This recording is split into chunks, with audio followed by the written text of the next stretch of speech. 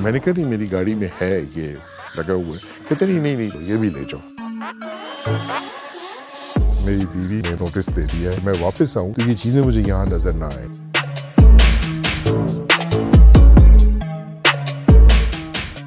उसकी बेगम को बहुत दुआएं दी होंगी।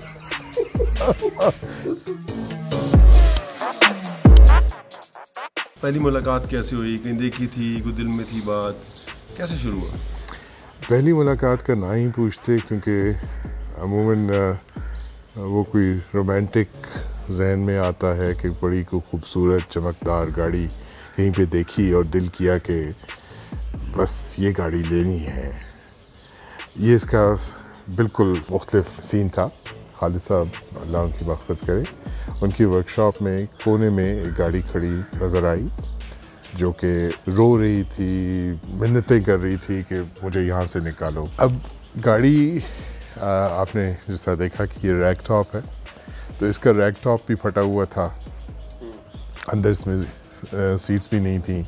बारिशों की वजह से इसके अंदर पानी भरा हुआ था। मेंढकों ने इसको अपना मस्कन बना लिया था और जो हालात थे उनके ऐसे लगता था कि इन्होंने इसमें अपनी कोई कम से कम 1-2 नस्लें जो हैं परवान चढ़ाई हैं, क्योंकि वो छोटे जो मेंढक थे वो भी उसमें पाए जाते थे और वो डराते भी थे बड़े वाले, और क्या माहौल था। मुझे यकीन है कि जर्मन्स ने ये नहीं सोचा होगा गाड़ी बनाते हुए कि ये हम कोई डड्डू पॉन्ड के तौर पे इसको इसका कोई मशरफ होगा। खैर, मैं अपने करियर के उस स्टेज पे था जबकि मैं कुछ इस किस्म की फजूल खर्चियाँ या अय्याशियों का मुतामिल हो सकता था। ढूंढना शुरू किया। वो एक बड़ा ख़ास टाइम था क्योंकि मैं उस वक्त कनाडा मूव करने का सोच रहा था, जो कि अच्छा भी था बुरा भी था कि ये मुझे पता था कि मैं इसको टाइम नहीं दे पाऊँगा, मगर ये भी अच्छा था कि मैं इसके जो इसका सामान था वो अगले चंद बरसों में ढूंढ सकता था। तो कोशिश ये थी कि इसको हासिल किया जाए, ख़रीदने के बाद इसको फिर मैं स्टोर कर दूं। कनाडा जाने के बाद वहाँ पे सामान इसका ढूंढा जाए और वापस आके फिर इसको स्टोर किया जाए। उन साहब को ढूंढा गया जिनके जो गाड़ी छोड़ के गए थे, और अरशद उस्ताद जो बॉडी वर्क करते डेंटर साहब, उनके हवाले करके गए थे कि आप इसको ठीक कीजिए और मैं आऊँगा। उसके बाद वो वापस नहीं आए थे।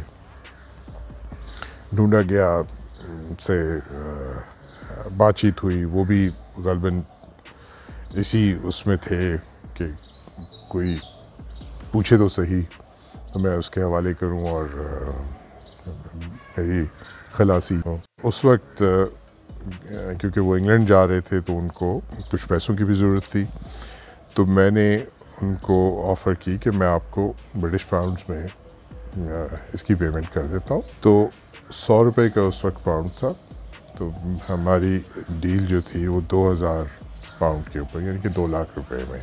और ये किस सन की बात है? ये हम बात कर रहे हैं जी 2005 के लगभग जी।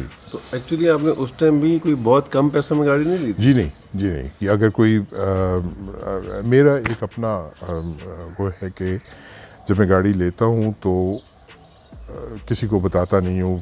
अगर मैं किसी के पूछने पे बताता कि ये 50,000 रुपये में मैंने गाड़ी ली तो मुझे यकीन है कि कुछ दोस्तों ने कहना था यार ये क्या किया तूने, 50,000 रुपये की ये गाड़ी ले ली, जाती की। ये तो 25 में भी जो थी ना महंगी थी। तो चूँकि मेरा फेल है, मेरा दिल खुश है, तो वो ठीक है। अब अलबत्ता चूँकि ये रिकॉर्ड का हिस्सा बनता है तो मैं ये बताना मुनासिब समझाऊँ कि ये मैंने 2 लाख रुपए की उस वक्त गाड़ी ख़रीदी। एक गाड़ी और जो कन्वर्टेबल है उसके वो, और ये दोनों मैंने स्टोरेज में खड़ी कर दी और मैं कनाडा चला गया। कनाडा में मुझे एक तो ये लेफ़्ट हैंड थी जिसका कोई ख़ास एडवांटेज या डिसएडवांटेज नहीं था, बट ये कि अमेरिका में मुझे इसका सामान मिलता रहा और मेरे पास बहुत टाइम था जब मुझे मौका मिलता था बल्कि मैं आपको एक किस्सा भी इसका सुनाऊंगा, वो भी बड़ा इंटरेस्टिंग है, हमारे दिल के नज़दीक है वो सिचुएशन। वहाँ पे मैंने जाके इसका सामान ढूंढना शुरू किया ऑनलाइन, जो ये जिस तरह मार्केट प्लेस है इस तरह का, वहाँ पे एक क्रेग्सलिस्ट साइट थी, उसके ऊपर आप दुनिया जहान की चीज़ें ढूंढ सकते हैं जो कि लोगों ने फ्री पोस्टिंग होती है तो आप अपने लगा देते हैं। मेरे पास एक मेज़ है, जो भी उसकी डिस्क्रिप्शन तस्वीर आपने डाली और आपने कहा कि जी ये मैं बेचना चाह रहा हूँ इतने में, फ्री भी आप दे सकते हैं। तो एक दिन एक सर्च में वो बर्लिंगटन में, जो मेरे घर से कुछ ज़्यादा दूर नहीं था, वहाँ पे किसी साहब ने इश्तिहार लगाया कि ओवल विंडो का सामान बराए फ़रोख्त जो भी तुम्हें चाहिए तो वो मेरे पास मिल जाएगा उसके अंदर। I was definitely interested. मैं वहाँ से कम्युनिकेट करके और वीकेंड का टाइम उसके साथ सेट किया। तो मैंने ग़ालिबन कुछ 400 के करीब कुछ ATM से पैसे निकाले, कुछ अपने थे वो लेके, तो मैं उनके घर पहुँच गया। बड़ी गर्मजोशी से मिले वो साहब और उन्होंने कहा भाई क्या चाहिए आपको। मैंने बताया, पूछा क्या आपके पास क्या कुछ है। बस वो तो जिस तरह इंतज़ार में थे, उन्होंने मेहनत से वो डब्बे, कार्टन, प्लास्टिक के डब्बे और सब कुछ निकाल के बाहर रख दिया। अभी कुछ चीज़ें और भी थीं जो कि उनसे उठाई नहीं गई, तो वो उन्होंने कहा कि वो अंदर पड़ी हुई हैं, वज़नी है। एक अजीब सी कैफियत थी कि इतना सामान, और वो सामान जो कि मुझे चाहिए भी था, और ये पड़ा हुआ है और मैं क्या इसमें से लूँ। और मेरे जहन में ये भी था कि ज़ाहिर है ये ओवल विंडो है, 1957 मॉडल का सामान है, तो ये ज़्यादा एक्सपेंसिव होगा। तो अपनी वो चादर भी देख रहा था मैं, मगर वो छोड़ने को दिल भी नहीं कर रहा था किसी चीज़ का। और खैर उन्होंने बताना शुरू किया कि ये देखें, ये मेरे पास एक इंजन है जो कि खुला हुआ है, पार्ट्स में है, उसके सब पार्ट्स मौजूद हैं, और जिसमें ब्रांड न्यू सामान था, रिंग, पिस्टन वगैरह वगैरह, इस तरह के इंजन का सब सामान। और ये एक बंद इंजन भी पड़ा हुआ है, ये खुला नहीं है, और ये भी है। क्या अच्छा। अब मैंने फ़ौरन ज़हन बना लिया कि भाई ये है तो बहुत अच्छी चीज़, बट ये कि मैं इंजन तो मैं नहीं ले सकता, कि ये काफ़ी महंगा होगा। उसके बाद उन्होंने और चीज़ें बतानी शुरू की। ये डब्बा है, इसके अंदर देखें, ये इसके सारे नए मोनोग्राम्स वगैरह, और वो है, इसमें बड़ी ख़ास भी हैं, वो भी हैं सब। अब मैं थोड़ा और मायूसी की तरफ जा रहा था कि मैं तो इसमें से वो चंद चीज़ें ही ले पाऊँगा कीमत के हिसाब से, जो जब इनसे बात कीमत की होगी तो। खैर उन्होंने मुझसे पूछा कि आप क्या, कौन सी गाड़ी है आपके पास और क्या उसकी डिटेल्स। तो मैंने बताया कि पाकिस्तान में गाड़ी है, मैं उसको रिस्टोर कर रहा हूँ, मैं सामान इकट्ठा कर रहा हूँ।